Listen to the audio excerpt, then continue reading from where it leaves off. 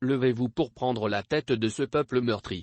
Présentez-vous à l'élection présidentielle de 2023 que vous emporterez haut la main, parce que notre peuple qui vous appelle est celui qui vous élira. C'est par ces mots qu'un collectif d'intellectuels congolais appelle Denis Mukwege, le prix Nobel de la paix, à briguer la magistrature suprême de la République démocratique du Congo. Après avoir peint un tableau sombre du pays et de la classe politique, ces intellectuels insistent: votre peuple vous appelle. Écoutez ces cris de détresse. Que répondez-vous à son appel?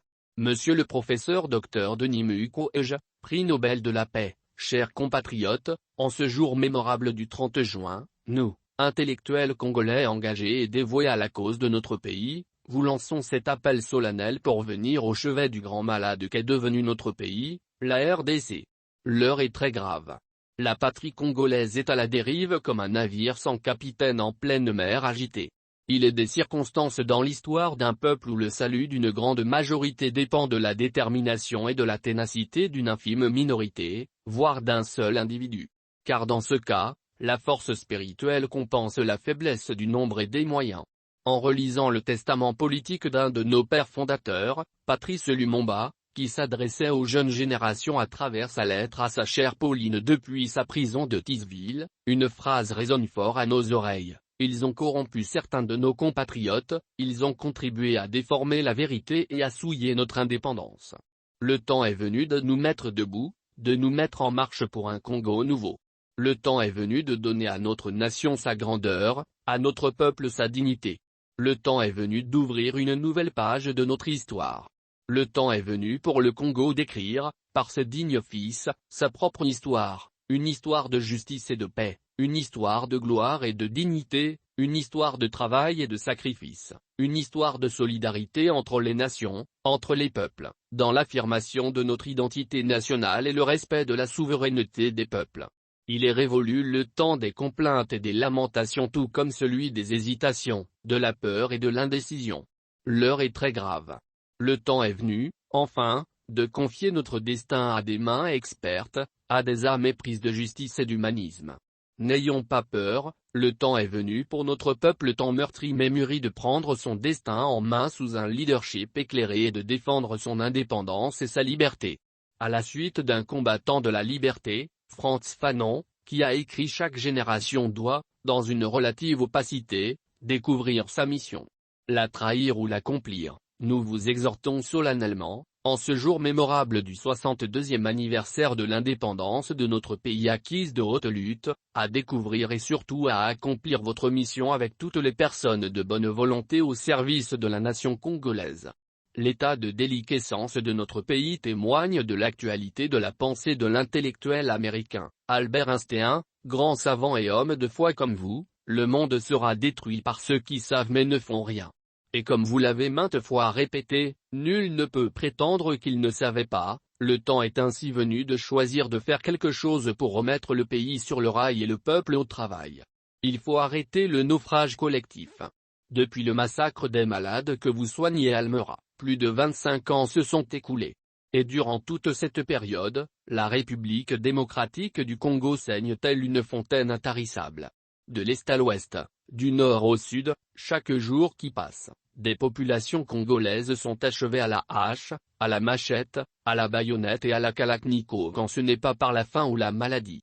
Des centaines de milliers de femmes sont violées et détruites, des millions de Congolaises et de Congolais sont des déplacés, réfugiés dans leur propre pays et rien ne semble pouvoir arrêter cette croisade criminelle de certains pays voisins contre notre peuple. Ni les dénonciations, ni les multiples accords et encore moins les manifestations de protestation ne semblent mettre fin au génocide contre notre peuple et au pillage de ses ressources naturelles.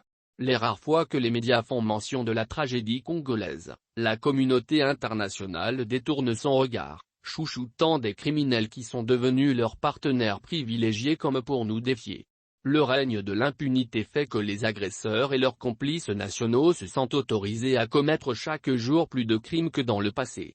Pour endiguer ces crimes qui endeuillent notre pays sans discontinuer, nous avons eu le tort de compter sur des autorités qui sont de mèche avec nos agresseurs et qui passent leur temps à trouver les moyens de plaire à ces derniers.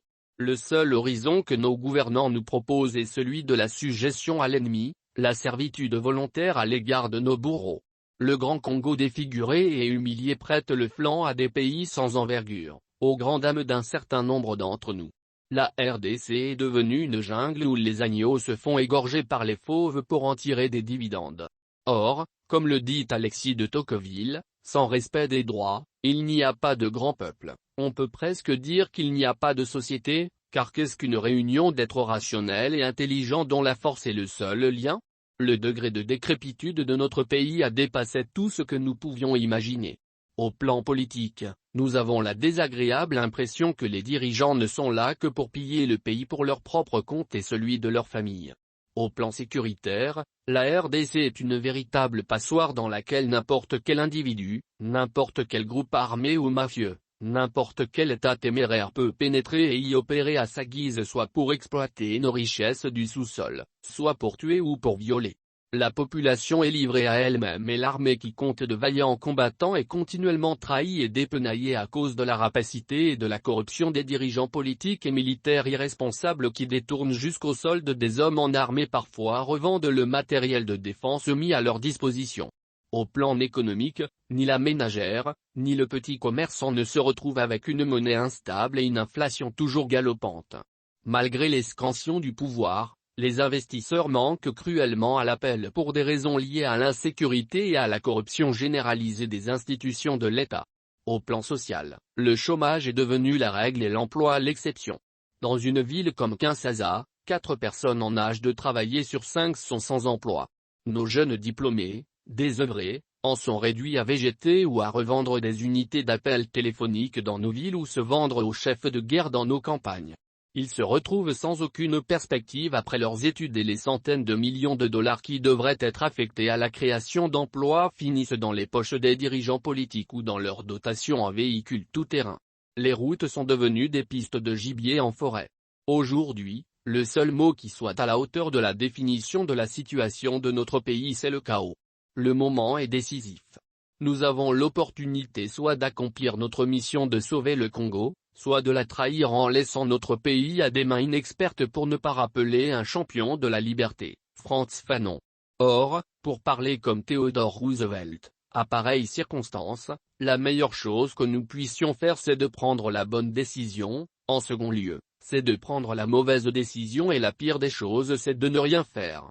Saurons-nous, dans ce contexte, entendre l'appel de Patrice Emery Lumumba qui a dit: chaque Congolais doit accomplir la tâche sacrée de la reconstruction de notre indépendance et de notre souveraineté, car sans dignité il n'y a pas de liberté, sans justice il n'y a pas de dignité, et sans indépendance il n'y a pas d'homme libre.